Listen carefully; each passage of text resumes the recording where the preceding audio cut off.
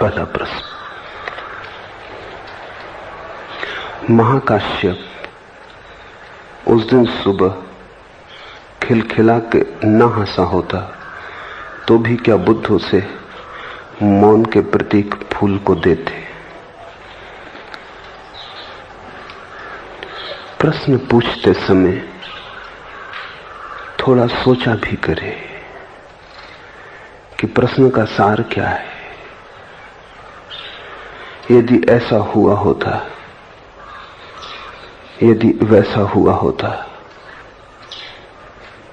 इन सारी बातों में क्यों व्यर्थ समय को व्यतीत करते हो?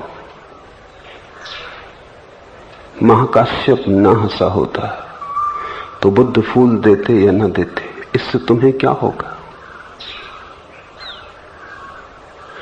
महाकाश्यप ना भी हुआ हो, कहानी सिर्फ कहानी हो, तो भी तुम्हें क्या होगा? कुछ अपनी पूछो,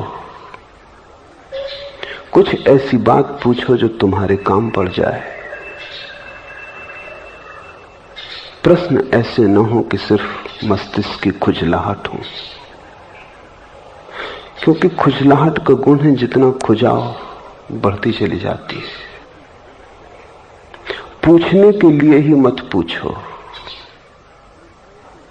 अगर न हो प्रश्न तो पूछो ही मत। चुप बैठेंगे, शायद तुम्हारे बीच कोई महाकाश्यप हंसते।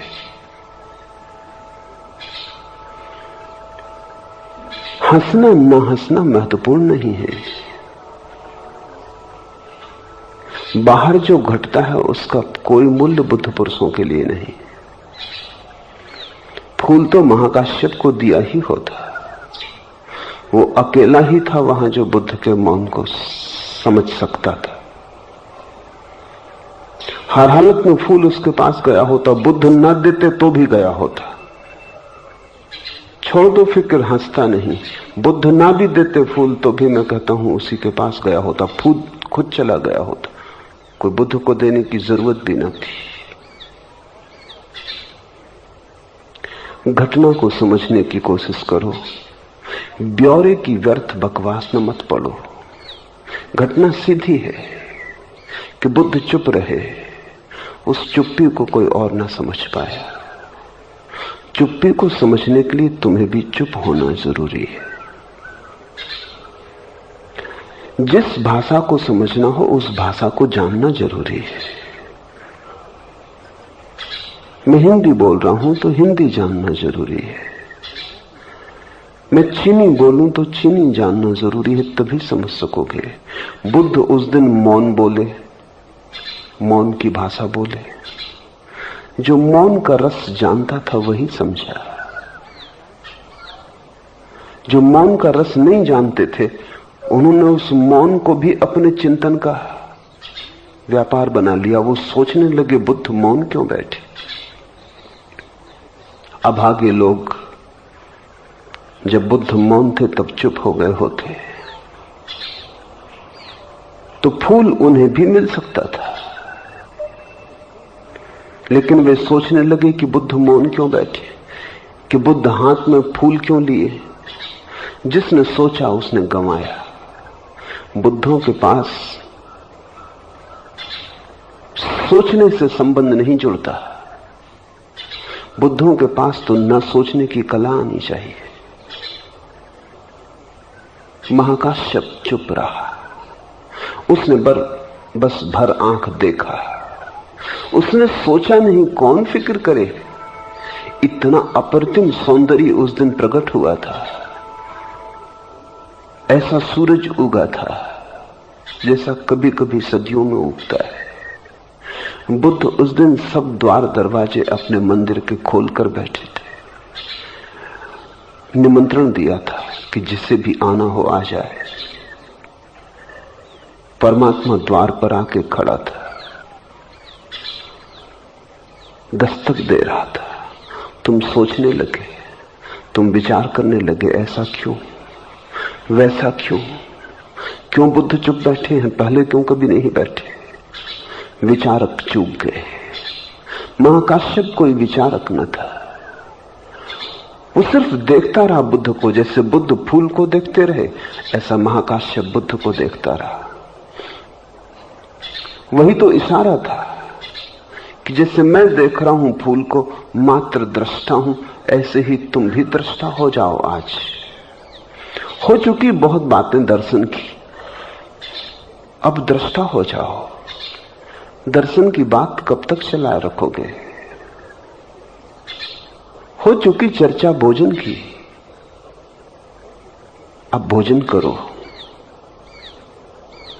अब स्वाद लो। बुद्ध ने थाली सजा दी थी अपनी। तुम सोचने लगे भोजन के संबंध में। बुद्ध भोजन रखे सामने बैठे थे।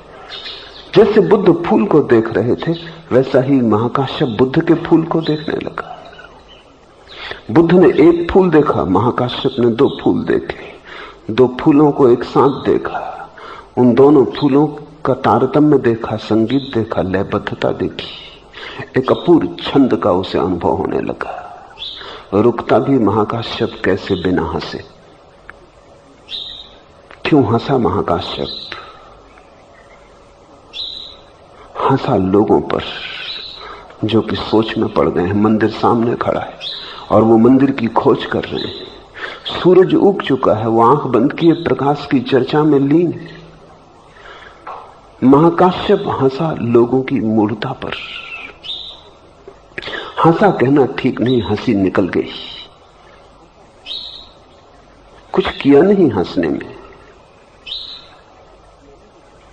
रुक न सका, घट गया, फूट पड़ी हंसी। देख के सारी ना समझी।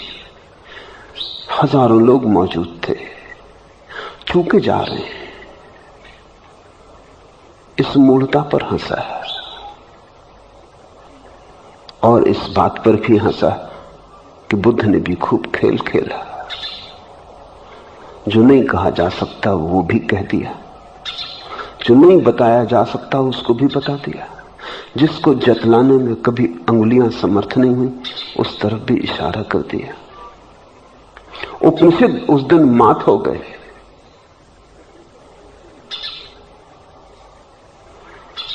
जो नहीं कहा जा सकता था उसे कृत्य बना दिया, वक्तव्य दे दिया उसका संपूर्ण जीवन से। इसलिए उस दिन के बाद ज़ेन परंपरा में जब भी गुरु प्रश्न पूछता है तो शिष्य को उत्तर नहीं देना होता, कोई कृत्य करना होता है जिससे वक्तव्य मिल जाए। कोई कृत्य, ऐसा कृत्य जिसमें शिष्य संपूर्ण रूप से डूब जाए। महाकाश्यप हंसा ऐसा नहीं, महाकाश्यप हंसी हो गया। पीछे कोई बचा नहीं जो हंस रहा था, कोई पीछे खड़ा नहीं था जो हंस रहा था। महाकाश्यप एक खिलखिलाहट होकर बिखर गया उस संगत पर। ज़ेन फकीर प्रश्न पूछते हैं। एक ज़ेन फकीर हुआ,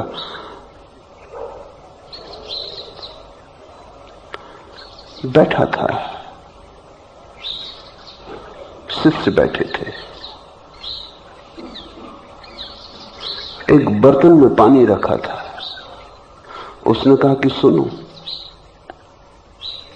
बिना कुछ कहे बताओ कि ये क्या है, ये बर्तन और ये पानी। बिना कुछ कहे कोई वक्तव्य दो, अर्थात कृत्य से घोषित करो, जैसा महाकाश्यप ने किया था खिलखिलाकर।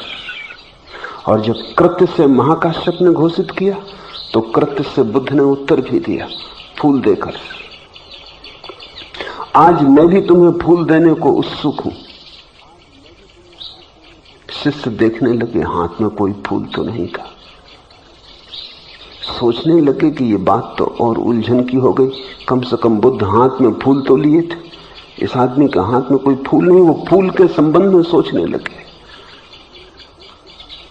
और उन्होंने लाख सोचा कि इस पानी भरे बर्तन के संबंध में क्या कहो, बिना कहे कैसे वक्तव्य दो। और तभी भोजन का समय करीब आ रहा था। रसोईया, जो भिक्षु, जो सन्यासी रसोई का काम करता था, वो भीतर आया। उसने ये उदासी चिंतन से तने हुए लोग देखे। उसने पूछा, मामला क्या है? गुरु ने कहा, एक सवाल है। इस बर्तन, जल भरे बर्तन के संबंध में वक्तव्य देना है। कोई वक्तव्य जो इसकी पूरी के पूरे रहस्य को प्रकट कर दे। शब्द का उपयोग नहीं करना है। और जो ये करेगा वही फूल में देने को तैयार हूं जो बुद्ध ने दिया था। लेकिन उस रसोइये ने गुरु के हाथ की तरफ देखा ही नहीं कि फूल वहां है या नहीं। गुरु फूल है, अब इसमें फूल क्या देखना। वो उठा, उसने एक लात मार दी उस बर्तन में, पानी लुढ़क के सब तरफ बह गया। और वो बोला कि अब उठो, हो गई बकवास बहुत, भोजन का समय हो गया। कहते हैं गुरु ने उसके चरण छू लिए, दे दिया फूल। वक्तव्य उसने प्रकट कर दिया। अस्तित्व को तो ऐसे ही बिखेर के बताया जाता है। अब और क्या कहने को रहा, उल्टा दिया पात्र, जल बिखर गया सब तरफ। ऐसे ही उस दिन महाकाश्यप ने भी उल्टा दिया था अपना पात्र, खिलखिलाहट बिखर गई थी सब तरफ। ऐसी फिर हजारों घटनाएं हैं जैन परंपरा में। एक घटना को दोबारा नहीं दोहरा सकते, याद रखना, क्योंकि दोहराने का तो मतलब होगा सोच के की। इसलिए हर घटना अनूठी है और आखिरी, फिर तुम उसे पुनरुक्त नहीं कर सकते। अगर मैं आज फूल लेके आ जाऊं तो जो हंसेगा उसको भर नहीं मिलेगा। अगर आज मैं बर्तन में पानी रख के बैठ जाऊं और तुमसे पूछूं तो जो लात मार के लुढ़काएगा उसको भर नहीं मिलेगा। वो तो विचार हो गया। अब तो महाकाश्यप की कहानी पता है। हजारों घटनाएं, लेकिन हर घटना अनूठी है और उसकी पुनरुक्ति नहीं हो सकती, क्योंकि पुनरुक्ति यानी विचार। कुछ कहो पूरे अस्तित्व से और कुछ कहो इस ढंग से जैसा कभी ना कहा गया हो, तो फिर मन को जगह नहीं बचती। मन तो अनुकरण करता है, दोहराता है, यंत्रवत है। मन के पास कोई मौलिक सूझ नहीं होती। एक दूसरे ज़ैन फकीर का एक शिष्य बहुत दिन से चिंता में रत है। गुरु ने कोई सवाल दिया है जो हल नहीं होता। जब सब तरह के उपाय कर चुका तो उसने प्रधान शिष्य को पूछा कि तुम तो स्वीकार हो गए हो, तुम तो कुछ कुंजी दो। हम परेशान हुए जा रहे हैं, वर्षों बीत गए, कुछ हल नहीं होता, कोई राह नहीं मिलती, और जब भी जाते हैं हम उत्तर भी नहीं दे पाते। गुरु कहता बस बकवास बंद, अभी हम बोले भी नहीं, अभी तो हद हो गई। ऐसे तो हम कभी भी जीत ना पाएंगे। कम से कम बोलने तो दो, हम कुछ कहें फिर तुम कहो गलत और सही। हम बोलते ही नहीं और गलत हो जाता है, तो अब तो सही होने का कोई उपाय ना रहा है। गुरु नाराज है। शिष्य हंसने लगा। प्रधान शिष्य ने कहा नाराज नहीं, क्योंकि जब तुम विचार करते हुए जाते हो तो चेहरे का ढंग ही और होता है। जब तुम निर्विचार में जाते हो तो चेहरे का ढंग ही और होता है। सोचो थोड़ा, जब तुम विचार से भरे होते हो तो सारे चेहरे पर तनाव होता, आंख में, माथे पर बल होते। जब तुम निर्विचार में होते हो सब बल खो जाते हैं, सब तनाव खो जाता है। जब तुम निर्विचार में होते हो तब तुम्हारे चारों तरफ ऐसी शांति झरती कि अज्ञानी भी पहचान ले तो गुरु ने पहचानेगा। वो तुम्हें दरवाजे के भीतर घुसने देता है, ये भी उसकी करुणा। उस प्रधान शिष्य ने कहा कि मेरी तुम्हें पता नहीं, दरवाजे के बाहर ही रहता था। वो कहता था लौट जा, फिजूल की बकवास लेके मत आ। अभी उसने मुझे देखा भी नहीं था, लेकिन जैसे मेरी छाया मुझसे पहले पहुंच जाती, जैसे मेरा वातावरण, मैं दरवाजे पर होता और उसे छू लेता, जैसे कोई गंध उसे खबर दे देती। तो इस नए शिष्य ने पूछा फिर तुमने कैसे उसकी अनुकंपा को पाया, उसके प्रसाद को पाया?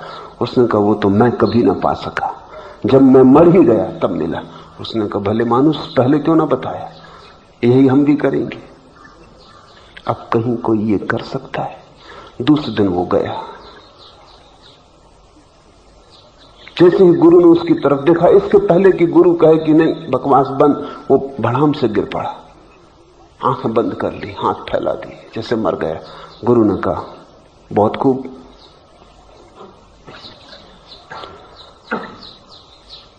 बिल्कुल ठीक ठीक किया। प्रश्न का क्या हुआ? उस शिष्य ने अब मजबूरी एक आंख खोली और कहा कि प्रश्न तो अभी हल नहीं हुआ। तो गुरु ने कहा ना समझ, मुर्दे बोला नहीं करते और न मुर्दे ऐसे आंख खोलते हैं। उठ, भाग यहां से और किसी दूसरे से उत्तर मत पूछना। पूछे उत्तरों का क्या मूल्य है? वो तुम्हारा होना चाहिए, तुम्हारे अंतरतम से आना चाहिए, तुम उसमें मौजूद होने चाहिए। वो तुम्हारा गीत हो, वो तुम्हारा नाच हो, उसमें तुम पूरे लीन हो जाओ। वो जीवन हो कि मौत, इससे कोई फर्क नहीं पड़ता। महाकाश्यप उस दिन हंसा, कहना ठीक नहीं हंसा, हंसी फैल गई। देख के ये सारी दशा, बुद्ध का सामने होना और लोगों का अंधे बने रहना, सूरज का निकल आना और अंधेरे का न मिटना देख के हंसा। ज्ञान बरसता हो और लोगों के घड़े चिकने हो और जल उन पर पड़ता ही ना हो, ये देख के हंसा। हंसता या न हंसता फूलों से मिलना था। हंसी न हंसी तो संयोगिक है। बुद्ध ने फूल हर हालत दिया होता, हंसने की वजह से नहीं दिया। ध्यान रखना, नहीं तो फिर भूल हो जाएगी। यही तो भूल है मन की। तब तुम सोचोगे हंसने की वजह से दिया, तो अगर अब दोबारा कभी ऐसा मौका हमें मिलेगा तो हम हंस देंगे, वहीं तुम चूक जाओगे। हंसने की वजह से नहीं दिया। हंसी के पीछे जो मौन था, हंसी के पीछे विचार भी हो सकता, तब व्यर्थ हो गई। हंसी के पीछे जो मौन था, उस खिलखिलाहट के फूलों के पीछे जो परम शांति थी, वो हंसी निर्वाण का फूल थी। न हंसता तो बुद्ध उठ के गए होते, हंसा तो बुद्ध ने उसे बुला भी लिया। न हंसता तो बुद्ध खुद उठ के गए होते, खुद उसकी झोली में उंडेल दिया होता। लेकिन इस तरह के प्रश्न तुम्हारे मन में उठते क्यों? तुम्हारे जीवन की समस्याएं हल हो गई कि तुम महाकाश्यप की चिंता में पड़े हो? तुम्हारा जीवन समाधान को उपलब्ध हो गया कि तुम इस तरह के बौद्धिक प्रश्न उठाते हो? मत गमाओ समय को इस भांति, अन्यथा कोई महाकाश्यप तुम पर भी हंसेगा, तुम्हारी मूढ़ता पर भी हंसेगा। यहां मैं तुम्हारे सामने मौजूद हूं, कुछ हो सकता है। जब मैं मौजूद नहीं रहूंगा तब तुम रोओगे, अगर अभी ना हंसे तो तब तुम रोओगे। इस मौजूदगी का उपयोग कर लो, इस मौजूदगी को पी लो, इस मौजूदगी को तुम्हारे रग रेशे में उतर जाने दो। व्यर्थ के ऊहापोह में मत पड़ो।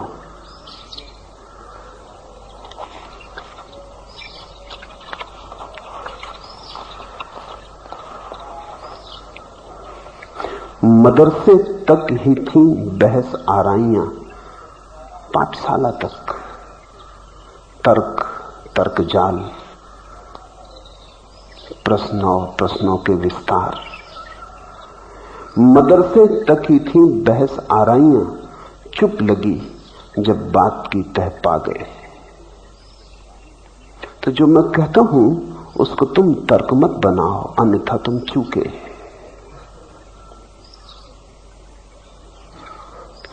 तब तुम किसी दिन पछताओगे कि इतने करीब थे और चूक गए। और कभी कभी ऐसा हुआ है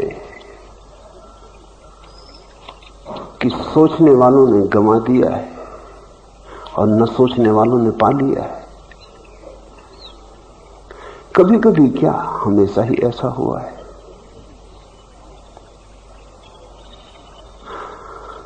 जो मैं कह रहा हूं वो इसीलिए कह रहा हूं ताकि चुप लग जाए और तुम बात की तह पा जाओ।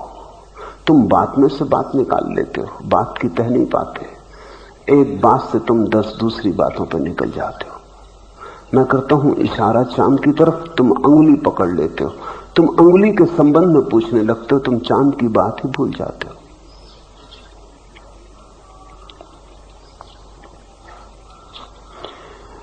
कहीं ऐसा न हो कि किसी दिन तुम्हें कहना पड़े, थी ना आजादे फना किस्ती ए दिल ए नाखुदा, मौज तूफान से बची तो नजरे साहिल हो गई। किसी तरह तूफान से बच के आ भी गए तो किनारे से टकरा गए। थी ना आजादे फना किस्ती ए दिल ए नाखुदा, मौज तूफान से बची तो नजरे साहिल हो गई। कहीं ऐसा ना हो कि यहां मेरे किनारे पे आके भी डूब जाओ। कोई एजाजे सफर था या फरेबे चश्मे शौक, सामने आकर निहा आंखों से मंजिल हो गई। कहीं ऐसा न हो कि मंजिल सामने आ गई हो और फिर भी तुम चूक जाओ। उस दिन बुद्ध के सामने बैठे लोग चूक गए। सामने आकर निहा आंखों से मंजिल हो गई। आ गई थी सामने मंजिल, लेकिन जिसे पहुंचना है अगर वही तैयार ना हो तो मंजिल भी क्या करे। सामने भी आ जाए तो भी तुम चूक जाओगे, क्योंकि सवाल मंजिल का नहीं तुम्हारा है। व्यर्थ की बातों में मत पड़ो, और यदि ऐसा होता तो कैसा होता ये तो पूछो ही मत। इसकी तुम्हें व्यर्थना नहीं दिखाई पड़ती कि यदि रावण सीता को न चुराता तो रामायण का क्या होता? अब इसका कौन उत्तर दे? इसका कौन उत्तर दे और उत्तर का क्या अर्थ है? जो हो गया, उससे अन्यथा नहीं हो सकता था। अब तुम उसमें से और व्यर्थ की बातें मत निकालो, नहीं तुम सोचते ही रहोगे। प्रत्येक पल सोचने में गंवाया बड़ा महंगा है, क्योंकि उसी पल में सब कुछ उपलब्ध हो सकता था।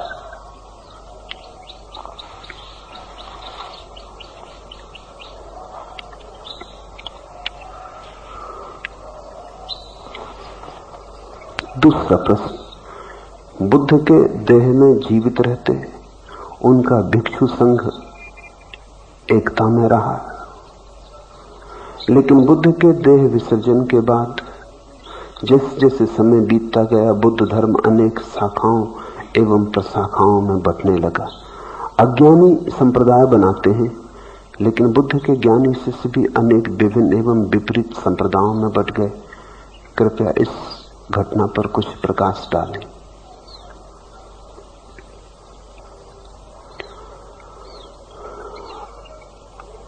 अज्ञानी संप्रदाय बनाते हैं, ज्ञानी भी संप्रदाय बनाते हैं,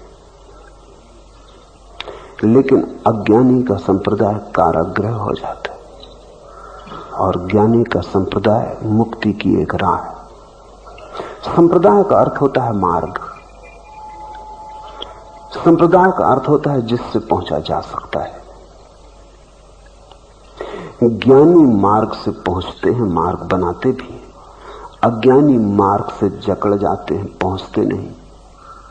मार्ग बोझिल हो जाता है, छाती पर पत्थर की तरह बैठ जाता है। ज्ञानी मार्ग का उपयोग कर लेते हैं, अज्ञानी मार्ग से ही बंध जाते हैं। संप्रदाय में कुछ बुराई नहीं है अगर पहुंचाता हो। संप्रदाय शब्द बड़ा बहुमूल्य है, जिससे पहुंचा जाता है वही संप्रदाय है। लेकिन बड़ा गंदा हो गया। लेकिन वो गंदा हो जाने का कारण संप्रदाय नहीं है। अब कोई नाव को सिर पर रख के ढोए तो इसमें नाव का क्या कसूर है? क्या तुम नाव के दुश्मन हो जाओगे कि लोग नाव को सिर पर रख के ढो रहे हैं? मूड तो ढोएंगे ही। नाव ना होती कुछ और ढोते, मंदिर मस्जिद न होते लड़ने को तो किसी और बात से लड़ते, कुछ और कारण खोज लेते।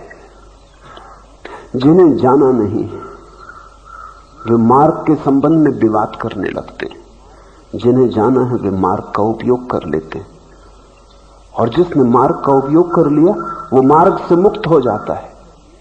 जिसने नाव का उपयोग कर लिया वो नाव को सिर पर थोड़ी ढोता है। नाव पीछे पड़ी रह जाती, रास्ते पीछे पड़े रह जाते, तुम सदा आगे बढ़ते चले जाते हो। संप्रदाय में अपने आप कोई भूल भ्रांति नहीं है। भूल भ्रांति है तो तुम में है। तुम तो औषधि को भी जहर बना लेते हो। बड़े कलाकार हो, तुम्हारी कुशलता का क्या कहना। जो जानते हैं वे जहर को भी औषधि बना लेते हैं। वक्त पे काम पड़ जाता है जहर भी जीवन को बचाने के। तुम्हारी औषधि भी जीवन की जानलेवा हो जाती। असली सवाल तुम्हारा है। बुद्ध के जाने के बाद धर्म शाखा प्रशाखाओं में बटना ही चाहिए। जब वृक्ष बड़ा होगा तो पेड़ ही पेड़ थोड़ी रह जाएगा, शाखा प्रशाखाओं में बटेगा। पेड़ ही पेड़ बड़ी ठूठ मालूम पड़ेगी। उस वृक्ष के नीचे छाया किसको मिलेगी जिसमें पेड़ ही पेड़ हो?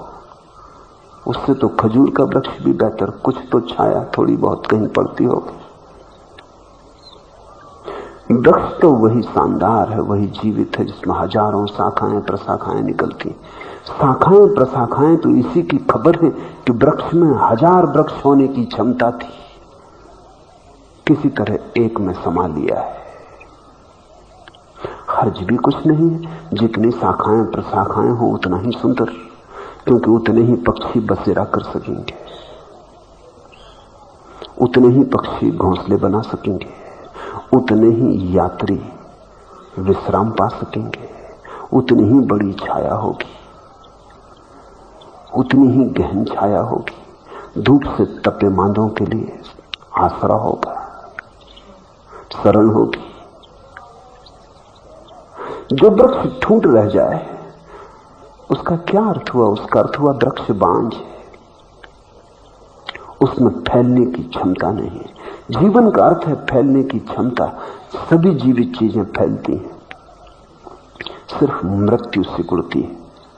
मृत्यु सिकुड़ती है, जीवन फैलाता है। जीवन विस्तार है, 1 से 2, 2 से अनेक होता चला जाता। परमात्मा अकेला था, फिर अनेक हुआ, क्योंकि परमात्मा जीवित था। अगर मुर्दा होता तो अनेक नहीं हो सकता था। संसार को गाली मत देना। अगर तुम्हें मेरी बात समझ में आए तो तुम समझोगे कि संसार परमात्मा की शाखाएं प्रशाखाएं, तुम भी उसी की शाखा प्रशाखा हो। इतना जीवित है कि चुकता ही नहीं, फैलता ही चला जाता है। वृक्ष भारत में बड़े प्राचीन समय से जीवन का प्रतीक रहा है।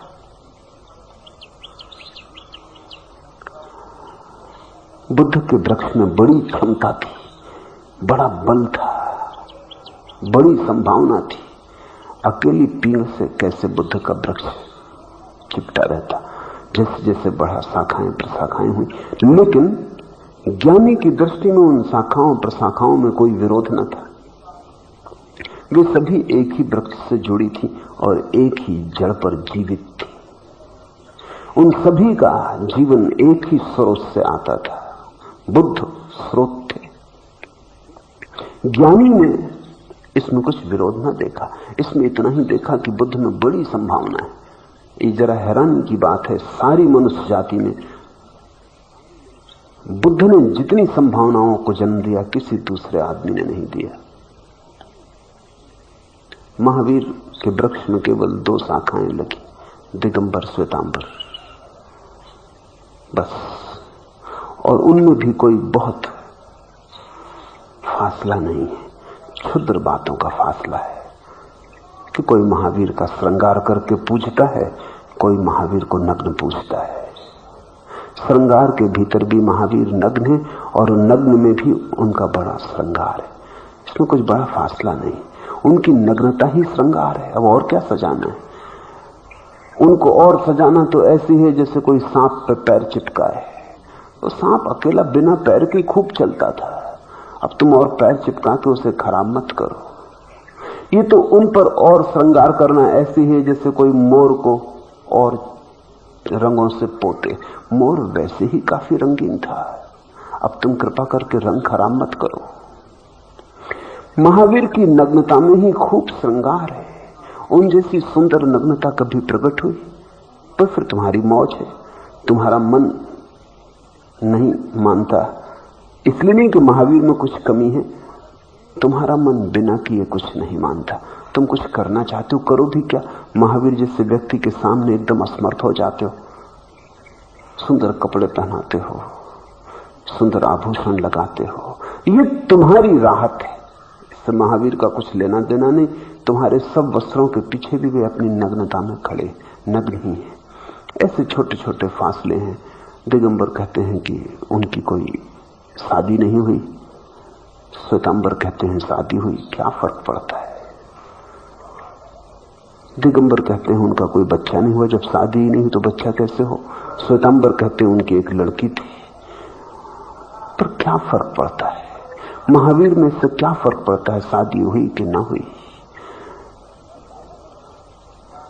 ये तो फिजूल के विस्तार की बातें हैं। महावीर के होने का इससे क्या लेना देना है। शादी हुई हो तो ठीक, न हुई हो तो ठीक, जिसको जैसी मौज हो वैसी कहानी बना ले। लेकिन कोई बहुत बड़ा विस्तार नहीं हुआ।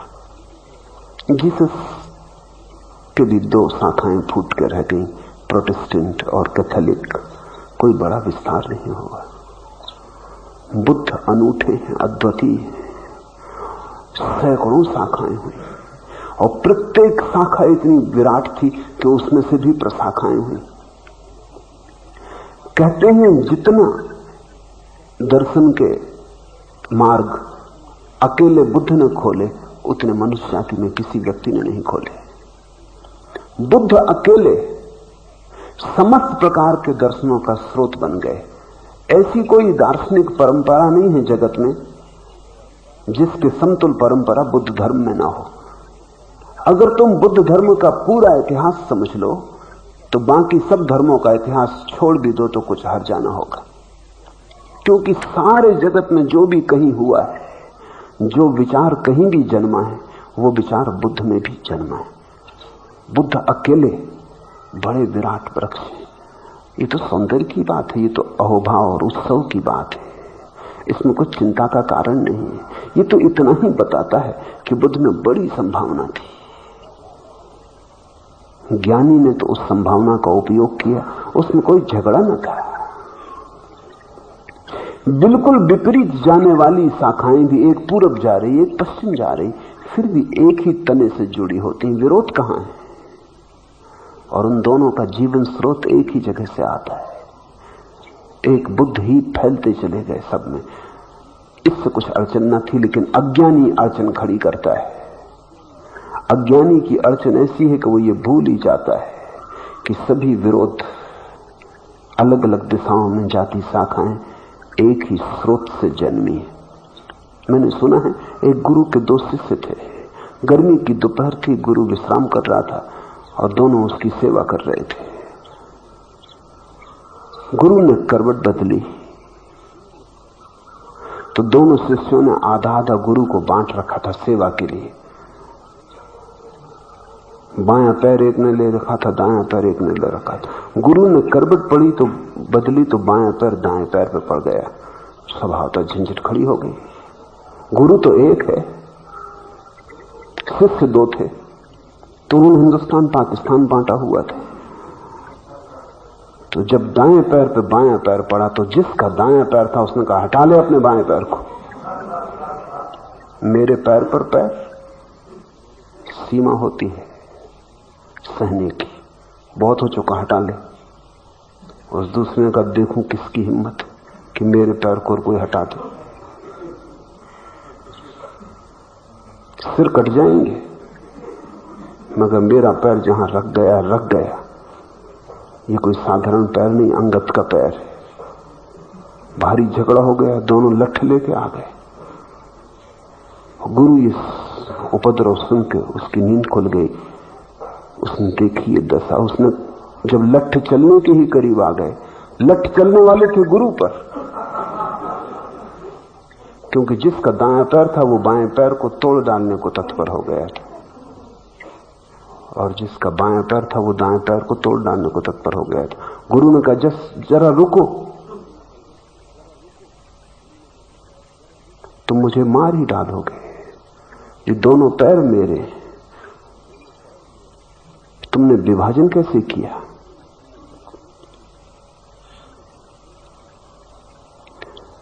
अज्ञानी बांट लेता है और भूल ही जाता है कि जो उसने बांटा है वो एक ही व्यक्ति के पैर या एक ही वृक्ष की शाखाएं। अज्ञानी ने उपद्रव खड़ा किया, अज्ञानी लड़े, एक दूसरे का विरोध किया, एक दूसरे का खंडन किया, एक दूसरे को नष्ट करने की चेष्टा की। जब संप्रदाय अज्ञानी के हाथ में पड़ता है तब खतरा शुरू होता है। ज्ञानी संप्रदाय को बनाता है, क्योंकि धर्म की शाखाएं प्रशाखाएं पैदा होती। जितना जीवित धर्म उतनी शाखाएं प्रशाखाएं। दुनिया से संप्रदाय थोड़ी मिटाने हैं, अज्ञानी मिटाने हैं। जिस दिन संप्रदाय मिट जाएंगे दुनिया बड़ी बेरौनक हो जाएगी। उस दिन गुरु बिना पैर के होगा, उसको फिर जैसे भिखमंगों को ठेले पर रख के चलाना पड़ता है ऐसे चलाना पड़ेगा। फिर वृक्ष बिना शाखाओं के होगा, न पक्षी बसेरा करेंगे न राहगीर छाया लेंगे। और जिस वृक्ष में पत्ते न लगते हों, शाखाएं न लगती हों, उसका इतना ही अर्थ है कि जड़ें सूख गई, अब वहां जीवन नहीं, जीवन छोड़ चुका उसे, उड़ गया।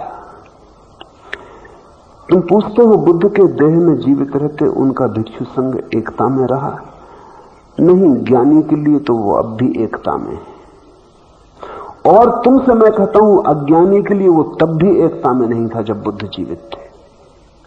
तब भी अज्ञानी अपनी तैयारियां कर रहे थे, तभी फिरके बंटने शुरू हो गए थे। बुद्ध के जीते जी अज्ञानियों ने अपने हिसाब बांट लिए थे, अलग अलग कर लिए थे। बुद्ध के मरने से थोड़ी अचानक अज्ञान पैदा होता है। अज्ञानी तो पहले भी अज्ञानी था, वो कोई अचानक थोड़ी अज्ञानी हो गया। और जो अज्ञानी है बुद्ध के जीवित होने से थोड़ी कुछ फर्क पड़ता है। अज्ञान तो तुम्हें छोड़ना पड़ेगा, बुद्ध क्या कर सकते हैं? बुद्ध ने कहा मार्ग दिखा सकता हूं, चलना तो तुम्हें पड़ेगा। समझा सकता हूं, समझना तो तुम्हें पड़ेगा। अगर तुम न समझने को ही जिद किए बैठे हो, अगर समझने के लिए तुमने जरा भी तैयारी नहीं दिखाई है, तो बुद्ध लाख सिर पीटते रहे, कोई परिणाम नहीं हो सकता।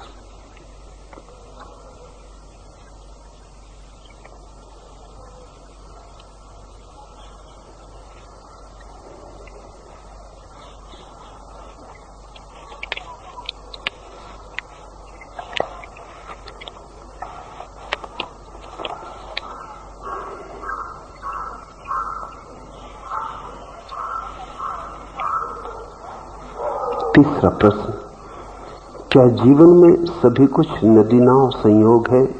बुद्ध भी, बुद्धत्व भी?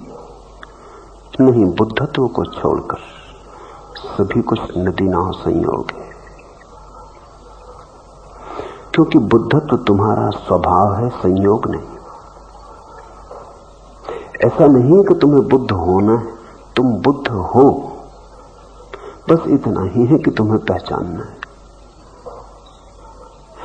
ऐसा नहीं है कि तुम्हें बुद्धत्व अर्जित करना है, तुमने कभी गंवाया ही नहीं। प्रतिभिज्ञा करनी, पहचान करनी, जो मिला ही है जाग कर देखना है। बुद्धत्व संयोग नहीं है, बुद्धत्व किन्हीं परिस्थितियों पर निर्भर नहीं है, न तुम्हारी साधना पर निर्भर है। याद रखना, ये मत सोचना कि तुम बहुत ध्यान करोगे इसलिए बुद्ध हो जाओगे। बहुत ध्यान, बहुत तपस्या से शायद तुम्हें जागने में आसानी होगी बुद्धत्व के प्रति, लेकिन बुद्ध होने में नहीं। बुद्ध तो तुम थे, गहरी तंद्रा में थे और खर्राटे ले रहे थे, तब भी तुम बुद्ध ही थे। भटक रहे थे योनियों में, अनंत योनियों में, कीड़े मकोड़ों की तरह जी रहे थे काम वासना में, हजार क्रोध और लोभ में, तब भी तुम बुद्धि थे। ये सब सपने थे जो तुमने देखे, लेकिन सपनों के पीछे तुम्हारा मूल स्रोत सदा ही शुद्ध था। वो कभी अशुद्ध हुआ नहीं। अशुद्ध होना उसकी प्रकृति नहीं।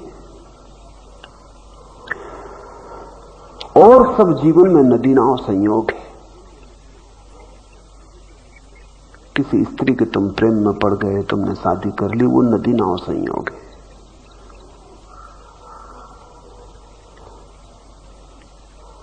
धन कमा लिया किसी ने और कोई न कमा पाया, वो नदी नाव संयोग है। किसी ने यश कमा लिया और कोई बदनाम हो गया, वो नदी नाव संयोग है। वो हजार परिस्थितियों पर निर्भर है, वो तुम्हारा स्वभाव नहीं। वो बाहर पर निर्भर है, भीतर पर नहीं। सिर्फ एक चीज नदी नाव संयोग नहीं है, वो है तुम्हारा होना, शुद्ध होना। बुद्धत्व भर संसार के बाहर है, से सब संसार है। तो जिस दिन तुम जागते हो उस दिन तुम अचानक संसार के बाहर हो जाते हो, अतिक्रमण हो जाता। ऐसा समझो कि तुम एक सपना देख रहे हो। सपने में कोई देख रहा है गरीब है, कोई देख रहा है अमीर है, कोई देखता है साधु, कोई देखता है असाधु, कोई देखता है 1000 पाप कर रहा हूं, कोई देखता है 1000 पुण्य कर रहा हूं। ये सब नदी नाव संयोग है, ये सब सपना है। लेकिन वो जो सपना देख रहा है, वो जो दृष्टा है, वो नदी नाव संयोग नहीं। चाहे सपना तुम साधु का देखो चाहे असाधु का, सपने में भेद है, देखने वाले में कोई भेद नहीं है। वो देखने वाला वही है, चाहे साधु चाहे असाधु, चाहे चोर चाहे अचोर, पाप करो पुण्य करो, वो जो देखने वाला है भीतर वो एक है। उस देखने वाले को ही जान लेना बुद्धत्व है। स्वयं को पहचान लेना बुद्धत्व है। से सब पर आया है, से सब संयोग से बनता मिटता है। इसलिए शेष की फिक्र ना समझ करते हैं। जो संयोग पर निर्भर है उसकी भी क्या फिक्र करनी। थोड़ा समझो, तुम एक गरीब घर में पैदा हुए, तुम्हें ठीक से शिक्षा नहीं मिल सकी, तो कुछ द्वार बंद हो गए संयोग के। तुम एक जंगल में पैदा हुए, एक आदिवासी समाज में पैदा हुए। अब वहां तुम उस आदिवासी समाज में शेक्सपियर न बन सकोगे, न कालिदास बन सकोगे। संयोग की बात है। तुम पूर्व में पैदा हुए तो एक संयोग, पश्चिम में पैदा हुए तो दूसरा संयोग। इन संयोगों पर बहुत सी बातें निर्भर हैं, सभी बातें निर्भर हैं, सिर्फ एक को छोड़कर। एक भर अपवाद है। और इसीलिए धर्म उसकी खोज है जो संयोग के बाहर है। धर्म उसकी खोज है जो परिस्थिति पर निर्भर नहीं। धर्म उसकी खोज है जो किसी चीज पर निर्भर नहीं, जो परम स्वातंत्र का सूत्र है तुम्हारे भीतर, उसकी खोज है।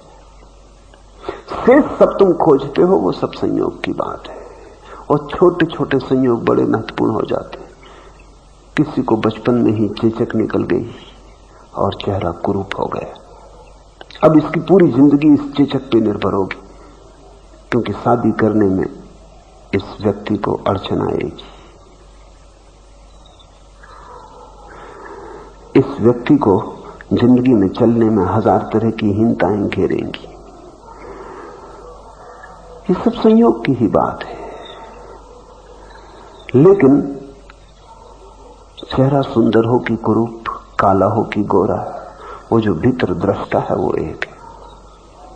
जिसने उसे खोजना शुरू कर दिया उसने सत्य की तरफ कदम रखने शुरू कर दिए।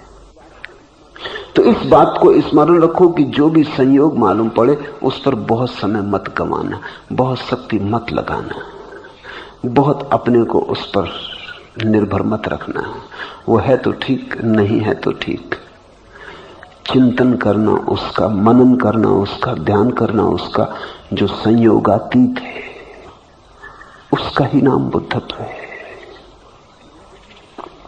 जिंदगी एक आंसुओं का जाम था, पी गए कुछ और कुछ छलका गए। जिंदगी तो आंसुओं का एक प्याला है। जो तुम पी रहे हो वो तो आंसू ही है। कभी कभार शायद जीवन में सुख की थोड़ी सी झलक भी मिलती, लेकिन वो भी संयोग निर्भर है, इसलिए उसके भी तुम मालिक नहीं। कब जिंदगी तुम पर मुस्कुरा देगी उसके तुम मालिक नहीं। इसको ही तो पुराने ज्ञाताओं ने भाग्य कहा था कि वो सब भाग्य की बात है। भाग्य का इतना ही अर्थ कि वो संयोग की बात है, उसकी चिंता में बहुत मत पड़ो। जो भाग्य है वो हजार कारणों पर निर्भर है, लेकिन जो तुम हो वो किसी कारण पर निर्भर नहीं। मैं एक यहूदी विचारक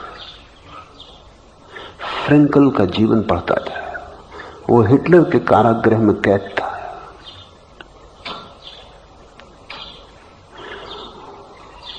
उसने लिखा है कि हिटलर के कारागृह से और खतरनाक कारागृह दुनिया में कभी रहे नहीं।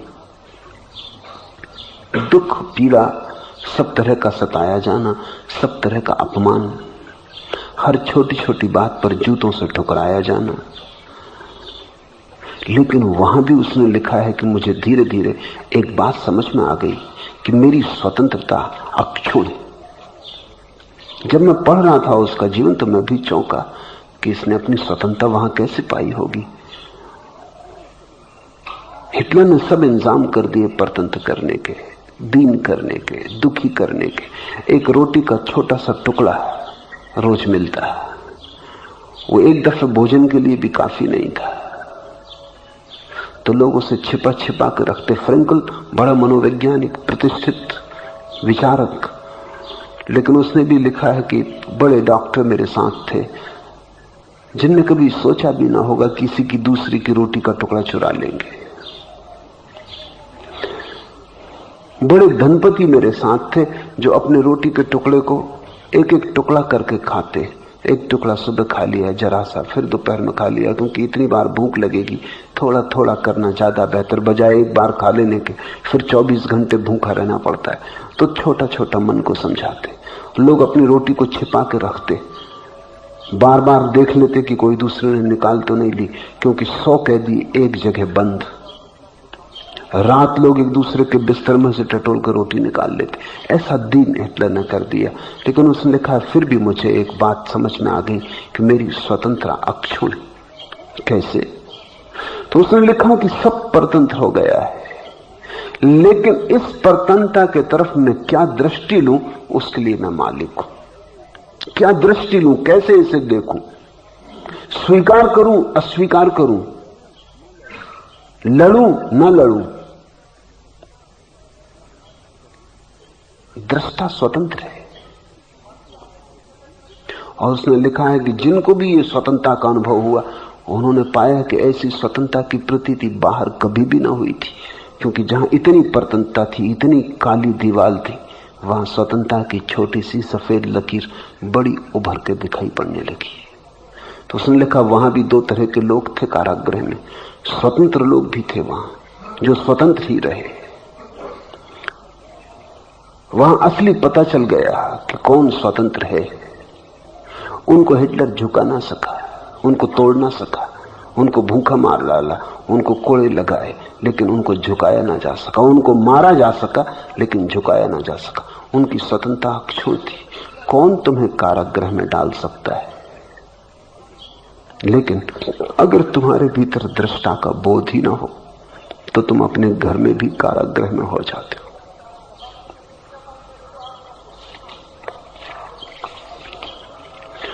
खुदा गवाह है, दोनों हैं दुश्मने परवाज, गमे कफस हो कि राहत हो आसियाने की।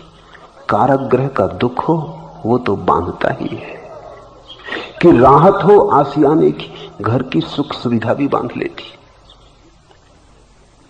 जिसको बंधना है वो कहीं भी बंध जाता है। उसके लिए कारागृह जरूरी नहीं। तुम अपने घर को ही सोचो, तुमने कब का उसे कारागृह बना लिया। तुम स्वतंत्र हो अपने घर में। अगर तुम अपने घर में ही स्वतंत्र नहीं हो, अगर वहां भी तुम्हारी मालकियत नहीं है, अगर वहां भी तुम्हारा दृष्टा मुक्त नहीं हुआ है, अगर तुम कहते हो मेरा घर, तो तुम गुलाम हो।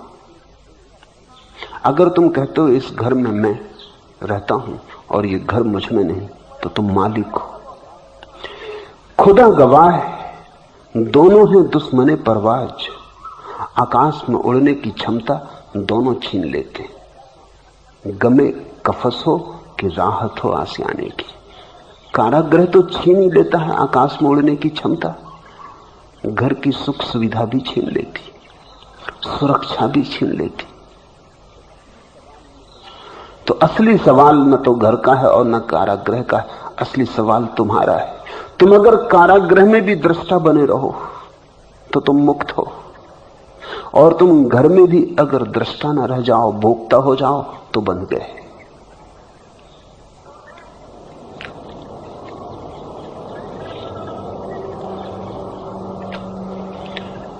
दृष्टा हो जाना बुद्ध हो जाना है।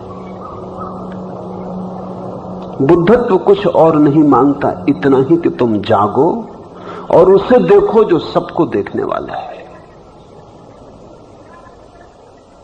विषय पर मत अटके रहो, दृश्य पर मत अटके रहो, दृष्टा में ठहर जाओ। अकंप हो जाए तुम्हारे दृष्टा का भाव, साक्षी का भाव, बुद्धत्व उपलब्ध हो गया।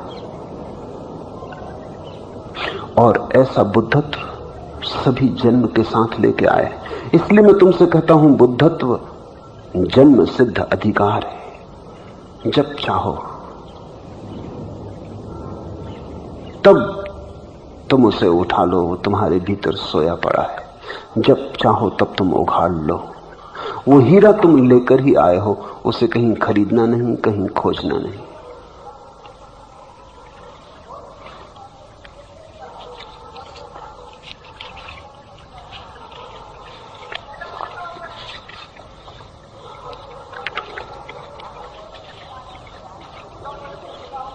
तीसरा प्रश्न, होशपूर्ण व्यक्ति भूल नहीं करता, तो कृपया मेरे नाम में अंग्रेजी और हिंदी में इस अंतर का क्या रहस्य?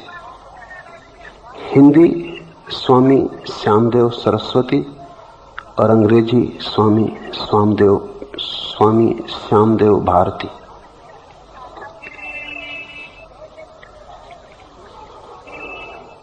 तुमसे बात करना करीब करीब ऐसे है जैसे दीवार से बात करना।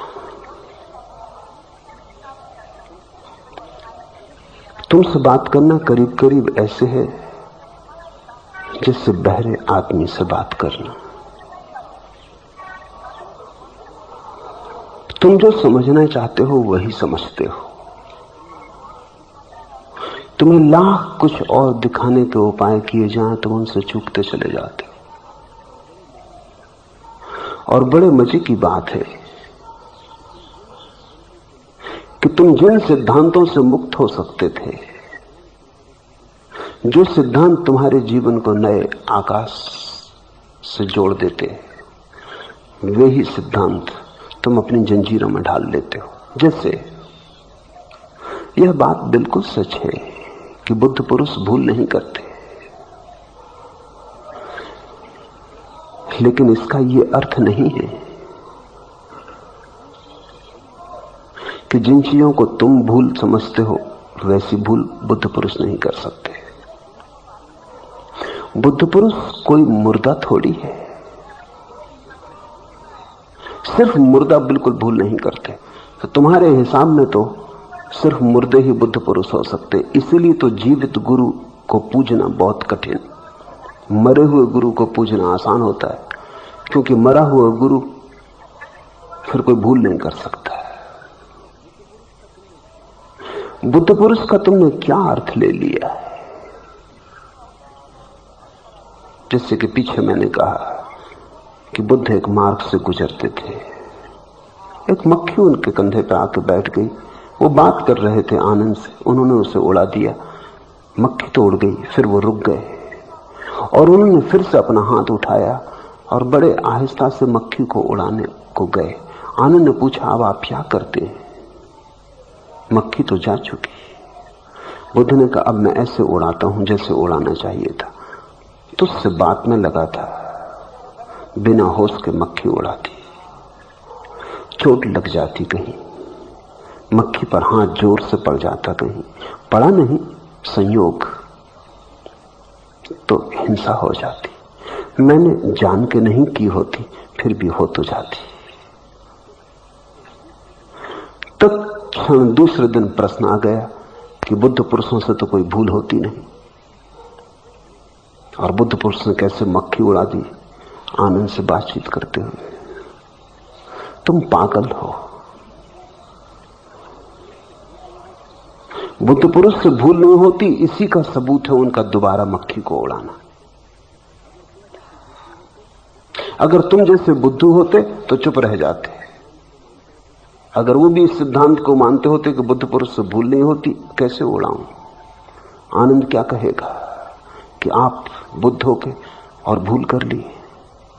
बुद्ध पुरुष से भूल नहीं होती, लेकिन अगर हो जाए तो बुद्ध पुरुष तत्क्षण स्वीकार कर लेता है, बिना किसी के बताए भी। भूल नहीं होती, इससे भी बड़ी बात यह है कि वो भूल को स्वीकार कर लेता है। तुमसे भूल भी होती है और भूल को स्वीकार करने में कष्ट भी होता है, अड़चन भी होती। तुम भूल को छिपाते हो, तुम ढांकते हो, तुम चेष्टा करते हो किसी को पता ना चले कि हो गई। अब ये मक्खी उड़ाने की बात तो दुनिया में कभी किसी को पता भी ना चलती कि चलती। कौन बैठा था वहां खुर्दबीन लेके? आनंद को भी पता ना था। वो अगर दोबारा हाथ ना ले जाते तो आनंद को भी पता ना चलता। पर यह सवाल नहीं है। बुद्ध ने इतना ही कहा कि अगर चैतन्य एक तरफ उलझा हो, जैसे आनंद से बात कर रहे थे तो सारा ध्यान उस तरफ था। बुद्ध पुरुष जो भी करते हैं पूरे ध्यान से करते हैं। तो जब वो बात कर रहे थे तो सारा ध्यान उस तरफ था। वो तुम जैसे कटे बटे नहीं है कि बाएं देख रही है आधी खोपड़ी और आधी खोपड़ी दाएं देख रही। वो पूरे ही आनंद की तरफ मुड़ गए होंगे। तुम्हें भूल दिखाई पड़ती है, मुझे उनके ध्यान की एकाग्रता दिखाई पड़ती है। वो इतने तल्लीन होकर आनंद से बात करते थे कि जैसे सारा संसार मिट गया था। सारा संसार मिट गया था, मक्खी की तो बात क्या। ऐसी घड़ी में शरीर ने यंत्रवत मक्खी उड़ा दी। बुद्ध ने उड़ाई मक्खी भूल से, ऐसा कहना भी गलत है, क्योंकि बुद्ध तो मौजूद ही न थे। बुद्ध तो मौजूद थे आनंद से चर्चा में। शरीर ने उड़ा दी। शरीर बहुत से काम यंत्रवत करता है। रात तुम सोए भी रहते हो, मच्छर आ जाता हाथ उड़ा देता है, उसके लिए जागने की भी जरूरत नहीं होती। तुम बैठे हो, एक कोई कंकड़ फेंक दे तुम्हारी आंख की तरफ तो तुम्हें आंख बंद थोड़ी करनी पड़ती, आंख अपने से बंद हो जाती। वो स्वचालित है, ऑटोमेटिक है। और अच्छा है कि स्वचालित है, नहीं तो कंकड़ पड़ जाता और तुम आंख बंद करने का सोचती रहते, करें बंद कि ना करें। इसलिए प्रकृति ने तुम पर नहीं छोड़ा है, तुम्हारे लिए नहीं छोड़ा है कि तुम सोचो फिर बंद करो, उसमें तो खतरा हो जाएगा। आंख जैसी नाजुक चीज तुम्हारे ऊपर नहीं छोड़ी जा सकती। प्रकृति ने इंतजाम किया, जैसे कोई चीज करीब आएगी आंख अपने से बंद हो जाएगी।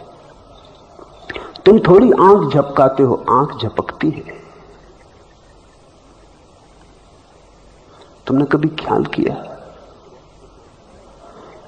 कि बहुत से काम शरीर चुपचाप किए चला जाता है?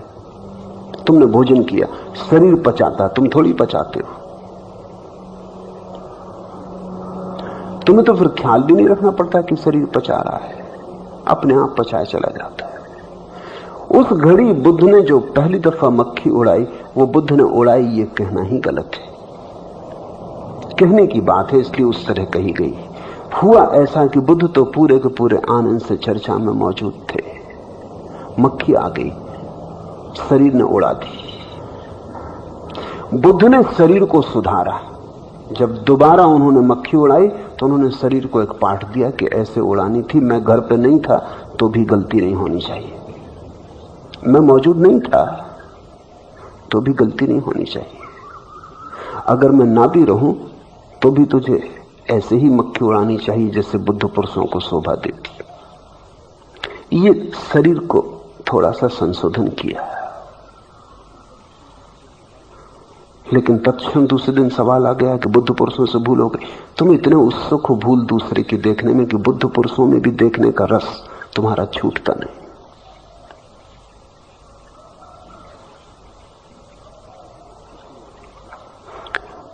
किसी ने एक दिन पूछा कि कभी कभी मैं बोलने में किसी शब्द की भूल कर जाता हूं, बुद्ध पुरुषों से भूल नहीं हो सकती। तो जाहिर है या तो मैं बुद्ध पुरुष नहीं हूं या फिर बुद्ध पुरुषों से भूल होती। इसलिए मैं कहता हूं तुम्हारे सामने बोलना करीब करीब भैंस के सामने बीन बजाने जैसा है। जब मैं तुमसे बोल रहा हूं तब मैं तुम्हारे साथ इतनी गहनता से हूं कि मैं मस्तिष्क पर ध्यान ही नहीं दे सकता। तो बोलने का काम और शब्द बनाने का काम तो मस्तिष्क का यंत्र कर रहा है। जैसे बुद्ध के हाथ ने मक्खी उड़ा दी थी, ऐसा मेरा मस्तिष्क तुमसे बोले चला जाता है। मैं तो तुम्हारे साथ हूं।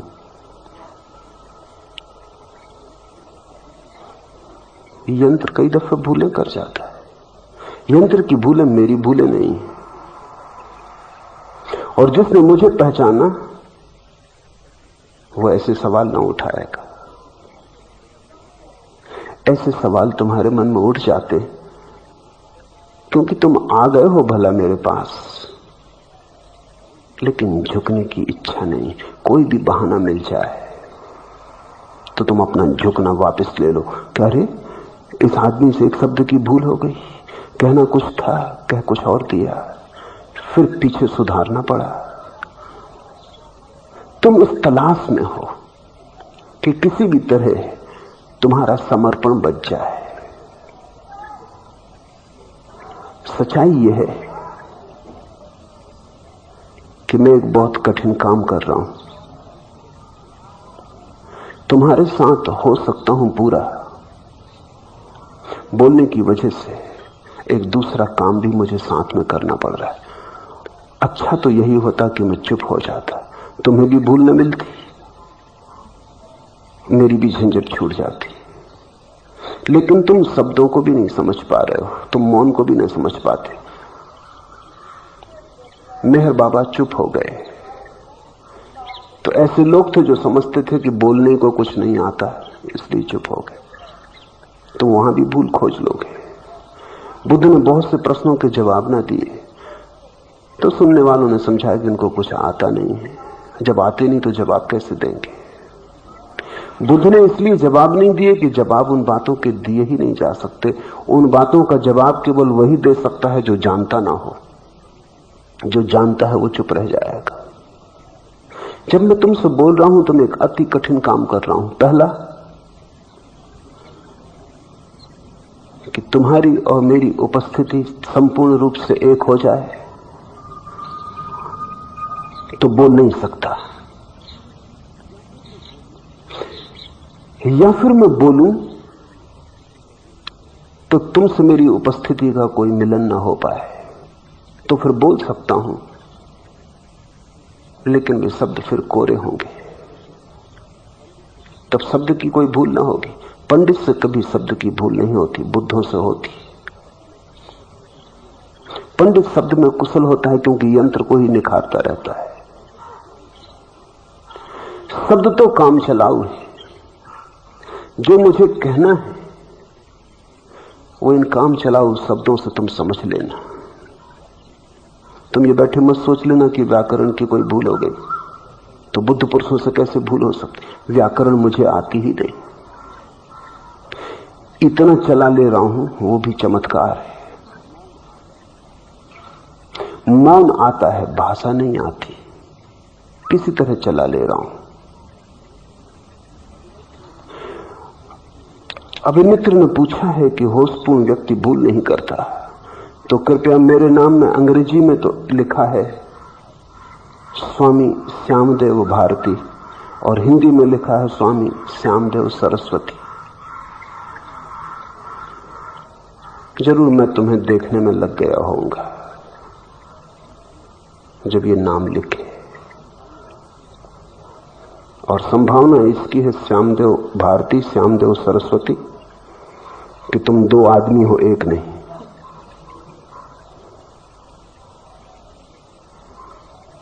स्प्लिट, टूटे हुए। दर्पण में दो चेहरे बन गए होंगे।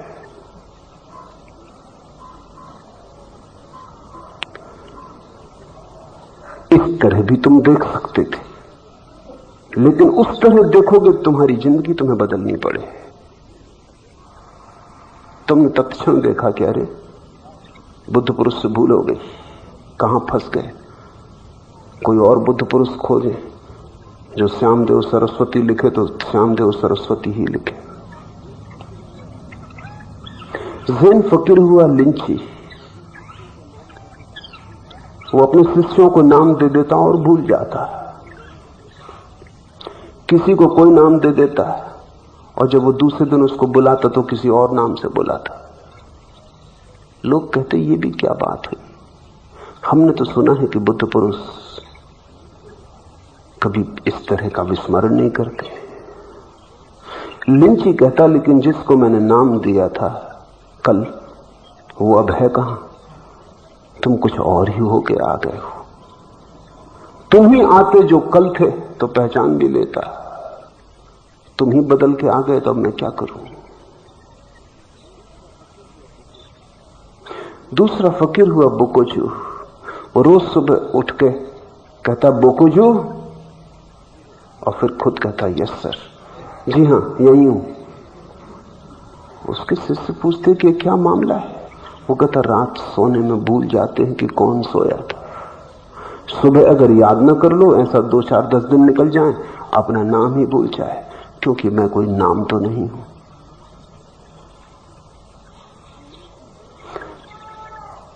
मन की इस वृत्ति को थोड़ा बदलो। अगर मेरी कोई भूल होगी तो उसको मैं भोगूंगा, तुम क्यों परेशान हो? मेरे पाप, मेरी भूलें मुझे भटकाएंगे। तुम अपनी भूलों को सुधार लो, तुम अपने होश को संभाल लो, और इस तरह की व्यर्थ की बातें मत पूछो।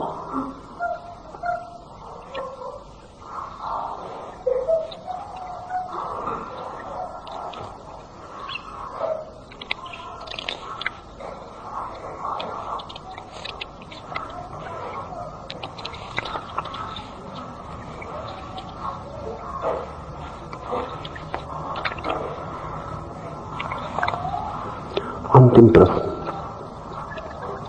पतंजलि और सारे बुद्ध पुरुषों ने कहा है समाधि, परंतु कृष्णमूर्ति कहते हैं समझ। समाधि से तो लगता है समझ फलित हो सकती है, परंतु समझ से समाधि कैसे फलित हो सकती है? क्या केवल समझ से बुद्धत्व की स्थिति प्राप्त की जा सकती है? भगवान इसे ठीक से समझाएं। शब्दों का ही भेद है समझ और समाधि में। जिसे कृष्णमूर्ति समझ कहते हैं उसी को पतंजलि समाधि कहते हैं। तुम्हारी अड़चन मैं समझता हूं कहां है, क्योंकि तुम सोचते हो समझदार तो तुम हो, इसलिए क्या अकेली समझ से समाधि फलित हो सकती? क्योंकि अगर ऐसा होता तब तो समाधि फलित हो गई होती। समझदार तुम हो, बुरा न मानना, समझदार भी तुम नहीं हो, समाधि भी तुम्हें अभी फलित नहीं हुई। समझ तो समाधि बन ही जाती है। समझ और समाधि एक ही घटना के नाम है। कृष्णमूर्ति को पुराने शब्दों का उपयोग करने में थोड़ी अड़चन है। अड़चन यही है कि पुराने शब्द पुराने अर्थों से बहुत बोझिल हो गए हैं, इसलिए कृष्णमूर्ति नए शब्दों का उपयोग करते हैं। लेकिन शब्दों का तुम चाहे कुछ भी कितना ही नया उपयोग करो, तुम गुलाब के फूल को गुलाब कहो या चमेली कहना शुरू कर दो, इससे गुलाब का फूल ना बदल जाएगा। तुम्हारे चमेली कहने से तुम गुलाब के फूल को ना बदल दोगे। तुम नाम बदलते चले जाओ, गुलाब का फूल गुलाब ही रहेगा। आदमी ने परमात्मा की कितनी प्रतिमा बनाई, प्रतिमाएं अलग अलग हैं, परमात्मा एक है। कृष्णमूर्ति किसे समझ कहते हैं? अगर उनकी तुम परिभाषा समझोगे तो तुम पाओगे वो परिभाषा वही है जिसको पतंजलि ने समाधि कहा है। क्या है कृष्णमूर्ति की परिभाषा समझ की? वे कहते हैं समझ का अर्थ है होश, परिपूर्ण जागृति। वे कहते हैं समझ का अर्थ है विचारों के ऊहापोह का शांत हो जाना, निर्मल दृष्टि का आविर्भाव। ऐसे देखना कि देखो तो जरूर, लेकिन चिंतन का धुआं तुम्हारी आंखों पर ना हो। धुआं से रहित जब तुम्हारी चेतना की ज्योति जलती तब समझ। तो पतंजलि भी यही कहता है, निर्विचार, निर्विकल्प, न कोई सोच विचार, न कोई कल्प विकल्प मन में, वही स्थिति समाधि। समाधि का अर्थ होता है समाधान, जहां सब चिंतन समाप्त हो गया, सब प्रश्न गिर गए। उस समाधान की अवस्था में तुम एक दर्पण बन जाते हो। उस दर्पण में जो है कृष्णमूर्ति का शब्द है परमात्मा के लिए। कृष्णमूर्ति कहते हैं दैट विच इज, जो है।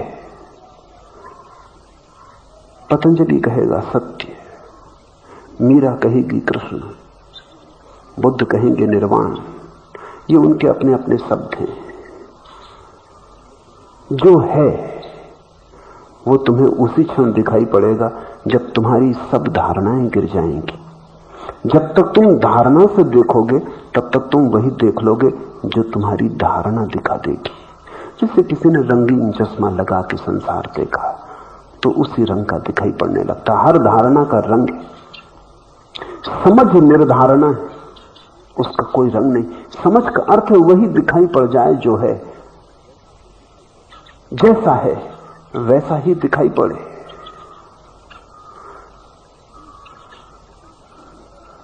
तो इन शब्दों के बहुत जाल में तुम मत पड़ना। तुम्हें जो रुच जाए, जो भा जाए, समझ भा जाए, ठीक। मगर मेरा ख्याल है समझ से तुम्हें अड़चन इसलिए होती तुम सोचते हो समझदार तो हम हैं। समाधि को पाना है। शायद तुम ये भी सोचते हो कि चूंकि हम समझदार हैं इसलिए तो समाधि पाने निकले, ना समझ के इन समाधि पाने की चेष्टा करते। लेकिन मैं तुमसे कहता हूं, ना समझ वही है जिसने अपने को समझदार समझ लिया है। सभी ना समझ अपने को समझदार समझते हैं, तुम ही थोड़ी। समझदार वही है जिसने अपनी नासमझी पहचान ली है, और जिसने अपनी नासमझी पहचान ली है वो धीरे धीरे दो उपाय हैं उसके। या तो वो शुद्ध समझदारी के ही सूत्र को बड़ा करता चला जाए, प्रत्येक कृत्य जाग के करने लगे, होश से करने लगे। उठे तो होश पूर्वक, बैठे तो होश पूर्वक, चले तो होश पूर्वक, जो कुछ भी करे उसके पीछे होश साध ले। दूसरा उपाय पुराना उपाय है कि अगर इतना न हो सके तो कम से कम घड़ी भर, 2 घड़ी 24 घंटे में से निकाल ले और उन 2 घड़ियों को समाधि के क्षणों में बिताए, ध्यान में बिताए। घड़ी भर अगर तुमने ध्यान में बिताया तो धीरे धीरे तुम पाओगे उस ध्यान का प्रभाव 24 घड़ियों पर फैलने लगा। क्योंकि यह असंभव है कि तुम 1 घंटे के लिए स्वस्थ हो जाओ और 23 घंटे बीमार रहो। 1 घंटे को भी जो स्वस्थ हो गया उसके स्वास्थ्य की लहरें 24 घंटों पर फैल जाएंगी। तो पुराने मनुष्यों ने कहा है 24 घंटे तुम शायद आज निकाल भी ना पाओ, तुमसे आशा भी रखनी उतनी उचित नहीं। तुम घड़ी भर निकाल लो। ऐसा नहीं कि उन्हें पता नहीं कि घड़ी भर से क्या होगा, लेकिन शुरुआत होगी। और जब हाथ पकड़ में आ जाए तो फिर धीरे धीरे पूरे सत्य को ही पकड़ा जा सकता है। कृष्णमूर्ति कहते हैं अलग से ध्यान करने की कोई जरूरत नहीं। ठीक ही कहते हैं। जिन्होंने अलग से करने को कहा है वो भी जानते हैं कि अलग से करने की कोई जरूरत नहीं, लेकिन अभी तुम 24 घंटे कर सकोगे इतनी अपेक्षा वो नहीं करते। कृष्णमूर्ति ने तुम पे ज्यादा भरोसा कर लिया, पतंजलि उतना भरोसा तुम पे नहीं करते। और इसलिए पतंजलि ने तो तुम में से कुछ को समाधि तक पहुंचा दिया, कृष्णमूर्ति ना के बराबर किसी को पहुंचा पाए। तुम पे जरा ज्यादा भरोसा कर लिया। तुम घुटने से सरक सरक के चलते थे, कृष्णमूर्ति ने मान लिया कि तुम दौड़ के चल सकते हो। कृष्णमूर्ति ने जो बात कही है अपने हिसाब से कह दी, तुम्हारी चिंता नहीं की। पतंजलि ने जो बात कही उसमें तुम्हारी चिंता है और एक एक कदम तुम्हें उठाने की बात है। पतंजलि ने सीढ़ियां रखी हैं, कृष्णमूर्ति ने छलांग। तुम सीढ़ियां चढ़ने तक की हिम्मत नहीं जुटा पाते, तुम छलांग क्या खाक लगाओगे। और अक्सर ऐसा होता है कि जो सीढ़ियों पर चढ़ने की हिम्मत नहीं जुटा पाते वो कृष्णमूर्ति में उत्सुक हो जाते, क्योंकि यहां तो सीढ़ियां चढ़नी नहीं, छलांग लगानी। और वो कभी ये सोचते नहीं कि हम सीढ़ियां चढ़ने तक का साहस नहीं कर पा रहे, हम छलांग कैसे लगाएंगे।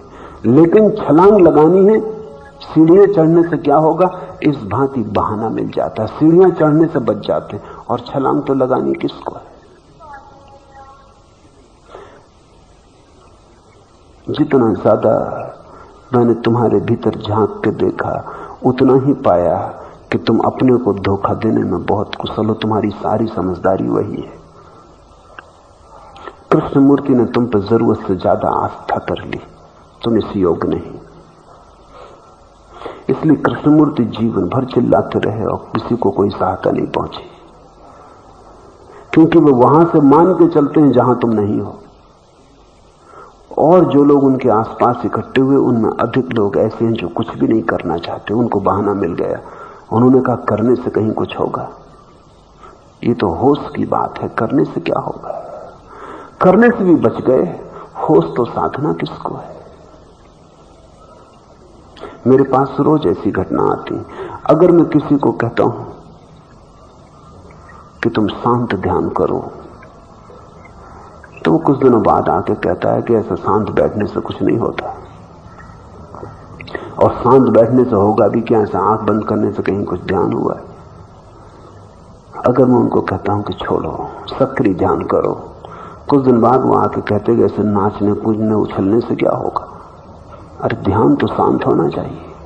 वो आदमी वही आदमी भूल ही जाता है। जब सक्रिय का कहो तब वो शांत की सोचता है, क्योंकि तब शांति की आड़ में सक्रिय से बच जाता है।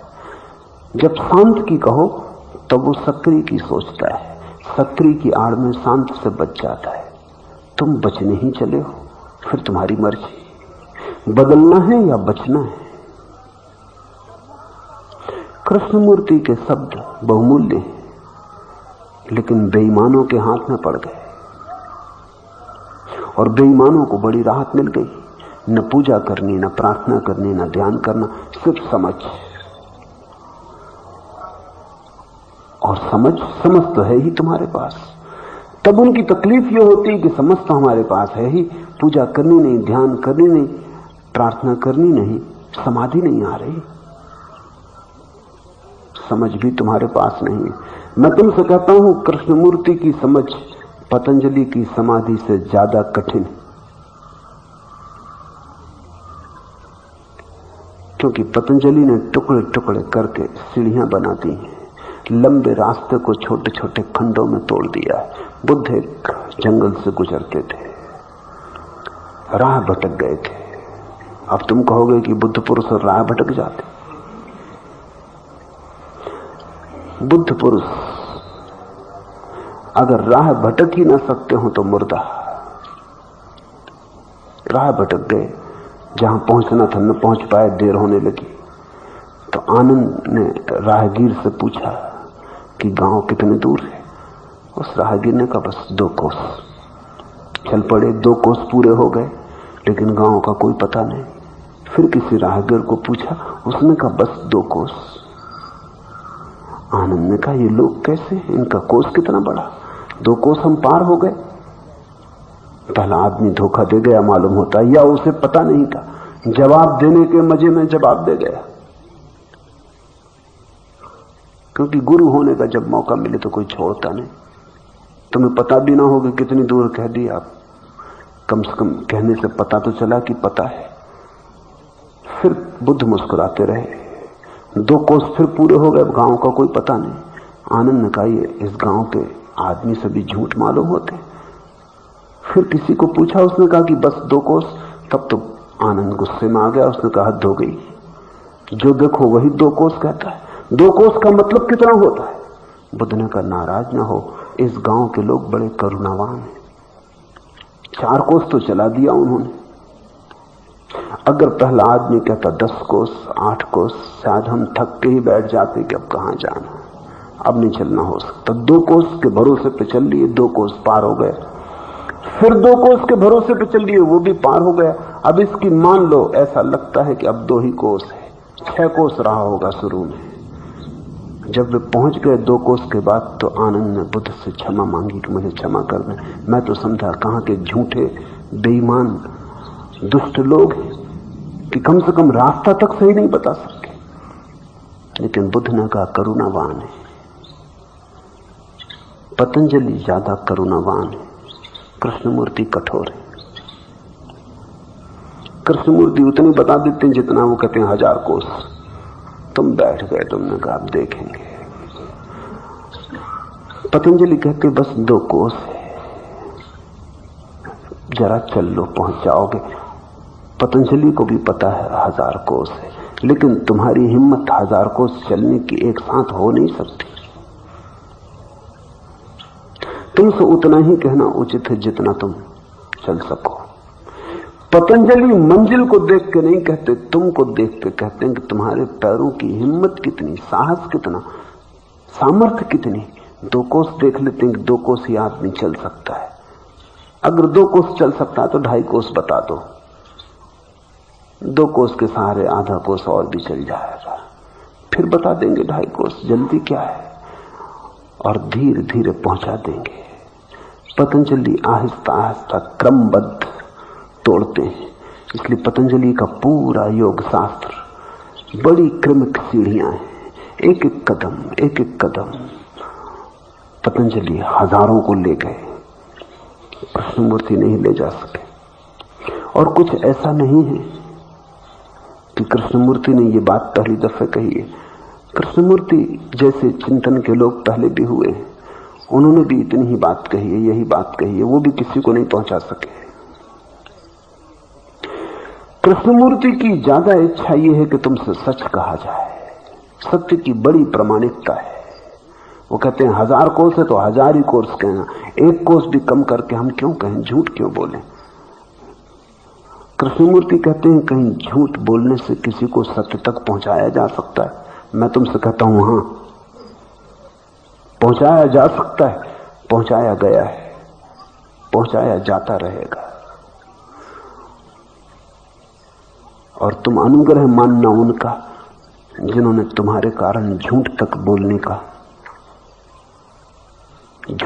बोलने की व्यवस्था की है, जो तुम्हारी वजह से झूठ तक बोलने को राजी हो गए।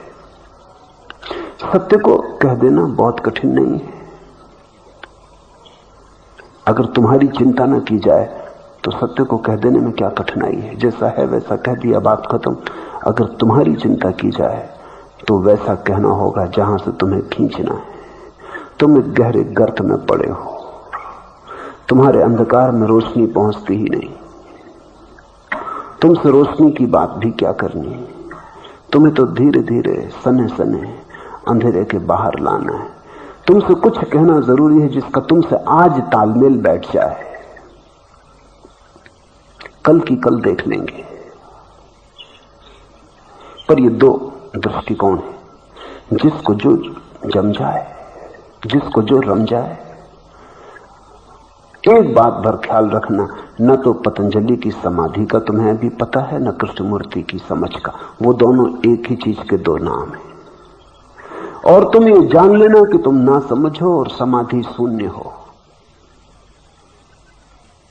इस जान के ही अगर तुम चलोगे तो जिसको बुद्ध ने कहा शिष्य, तुम शिष्य हो गए। और जीवन को वे ही जीत लेते हैं जो सीखने में समर्थ हैं। और धर्म का फूलों से भरा पथ उन्हीं को उपलब्ध हो जाता है, जिनके जीवन में शिष्यत्व की संभावना, शिष्यत्व का स्रोत खुल गया।